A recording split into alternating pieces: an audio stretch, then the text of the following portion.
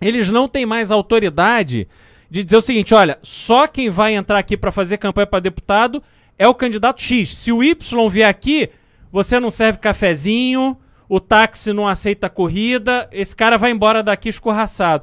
Porque hoje a comunicação dos candidatos com a população, em qualquer buraco que exista nos estados, se dá através da internet. Então, pessoas que têm este tipo de habilidade são pessoas que ameaçam esse sistema que tenta sobreviver. E o Arthur representa isso. O Tarcísio não representa isso. O Rodrigo Garcia não representa isso. O único candidato que efetivamente tem condições de embaralhar esse jogo e que todos eles torcem para sair fora é o Arthur, sobretudo um Arthur com apoio do Sérgio Moro. É um candidato ao governo que tem elementos que custam muito mais barato do que os demais candidatos para fazer uma campanha competitiva com o apoio de uma figura que representa tudo aquilo que o Brasil busca no sentido de terceira via, que combate a corrupção, que tem um passado ilibado, que é um cara trabalhador, que acorda cedo, que dorme tarde, que assume seus compromissos, que não é um vagabundo como é o Bolsonaro, do ponto de vista de trabalho, que não é um pilantra cachaceiro como é o Lula, enfim.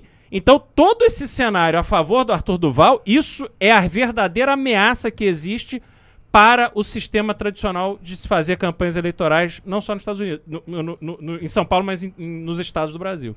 E lembrando de uma coisa, esse sistema, como você bem pontuou, ele está com o prazo vencido, ele está com os dias contados. Porque assim, a gente tem visto o sistema se esforçando de todos os jeitos. Eu gosto sempre de colocar esses termos mesmo, que é o sistema mesmo. Né? É o sistema mesmo e o MBL está fora dele. Nós somos atores outsiders. Ainda que a gente entenda o valor da política democrática, faça política por meios democráticos, tenhamos representantes no legislativo em várias esferas, o fato é que o movimento, enquanto agente histórico e agente político, é um outsider do sistema. E o que é que há? Qual é o esforço grande da política hoje? Fechar isso aí.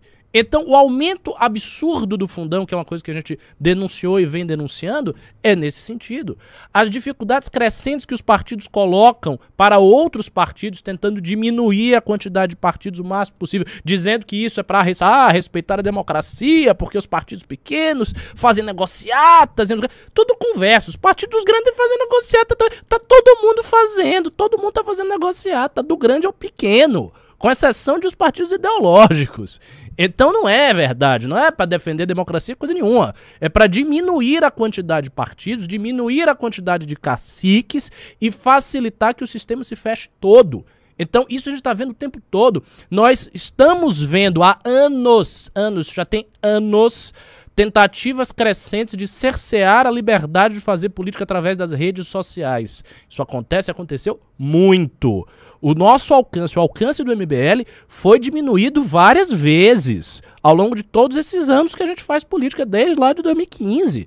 A gente sabe disso. No Facebook, no Instagram, dificuldade Facebook de... é mais patente. Patente, dificuldade de compartilhamento de coisas do WhatsApp, que reduziu muito, então você tem que ter um trabalho para compartilhar.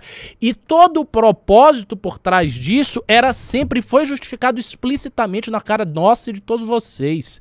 Temos que combater as fake news, temos que combater essa comunicação desqualificada, temos que combater o uso dessas plataformas para XYZ.